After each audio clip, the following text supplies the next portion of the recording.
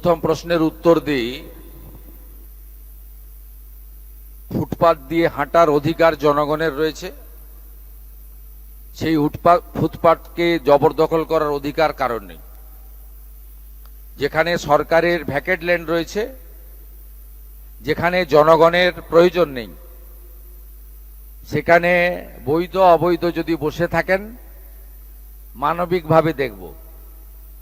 কলকাতার বড় বড় চওড়া রাস্তা, জনগণকে হাঁটার জন্য ফুটপাত, এটা কারো হাতে দেওয়ার অধিকার আমাকে কেউ দেয়নি। আমাকে পাবলিক ভোট দিয়ে জিতিয়েছে, বিজেপি এবং এমএলএরা আমাকে মুখ্যমন্ত্রী বানিয়েছে। আমি জনগণের প্রতি দায়বদ্ধ।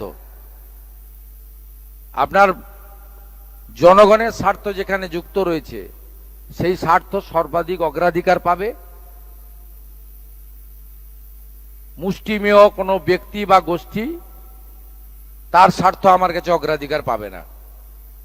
আমরা মানবিক। যেখানে অচল মার্কেট রয়েছে, উদ্বৃত্ত জায়গা রয়েছে, প্রাথমিকভাবে আপনারা সরে যান। ইউডিএমএ ডিপার্টমেন্ট আস্তে আস্তে আপনাদের জন্য সরকারি স্কিম নিয়ে আসবে।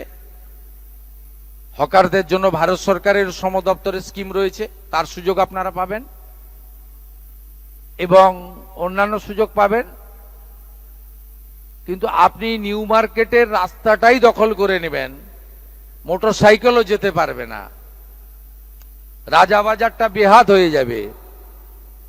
খিদিরপুর মেটিয়াবুরুজে আপনি যা খুশি করবেন, এটার জন্য কিন্তু আমাকে মুখ্যমন্ত্রী করেনি পাবলিক।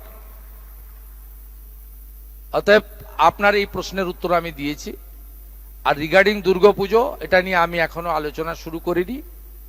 আলোচনা আমি করব। তথ্য সংস্কৃতি দপ্তরের দায়িত্ব আমার হাতেই আছে, আমার সঙ্গে একজন রাষ্ট্রমন্ত্রী আছেন।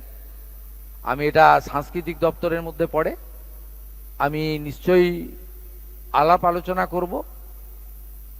আমি একটা কথা শুধু বলবো, ওই সামান্য সরকারি অর্থ যাদের প্রয়োজন নেই, আমার মনে হয় তাদের দেওয়ারও দরকার নেই।